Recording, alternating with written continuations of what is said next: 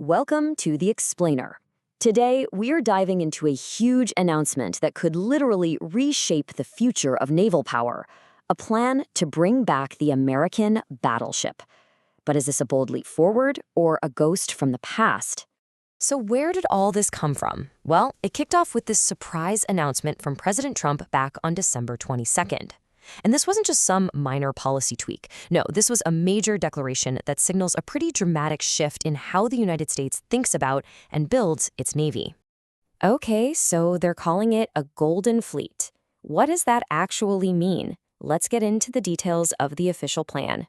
Right, here are the key facts. The plan is for a brand new Trump class of warship, and the first one's already got a name, the USS Defiant. Now, this is a really big deal because it essentially cancels the Navy's other big plan for a next-gen destroyer, the DDG-X. They're basically rolling all the capabilities from that program into this much, much larger battleship concept. And we are not talking about just one or two test ships here. The ambition is, well, it's huge. The long-term vision calls for a whole fleet of 20 to 25 of these giants. That's a massive reinvestment in American sea power. But okay, the size is one thing. What's really fascinating is the kind of tech they want to pack inside these hulls. This isn't just about building a bigger ship. It's about creating a whole new kind of weapon. I mean, just look at this list. The design is basically a wish list of futuristic weapons, hypersonic missiles, electromagnetic railguns, high-powered lasers. But here's the catch. Pretty much all of these are super cutting-edge technologies, and some of them have had, let's just say, a very rocky development history. So yeah, they're calling it a battleship, but it is a totally different animal from its historical namesake. It's actually lighter, it swaps out those iconic massive cannons for guided missiles, and get this, it'll operate with a tiny fraction of the crew. So really, this is a battleship in name, but it's a missile carrier in function.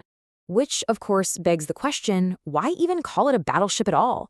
Well, that name carries an incredible amount of historical weight. It taps into a really powerful naval legacy.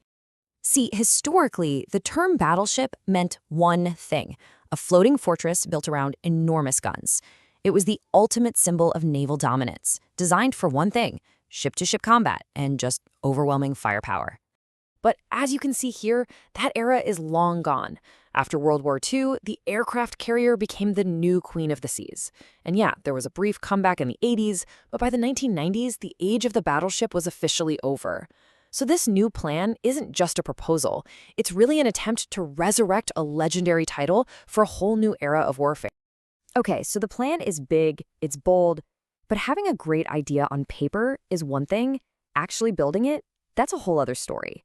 And this vision faces some pretty serious real-world hurdles. And the way officials are talking about it is incredibly powerful. Navy Secretary John Felon isn't framing this as a defensive ship. Nope. He's describing a profoundly offensive weapon designed to project power and, in his words, kill the archers. However, and this is a big however, the Navy's recent report card on these kinds of projects is, well, it's complicated. I mean, the very technologies they want for this new battleship, like the railgun, were already abandoned after sinking hundreds of millions of dollars into them.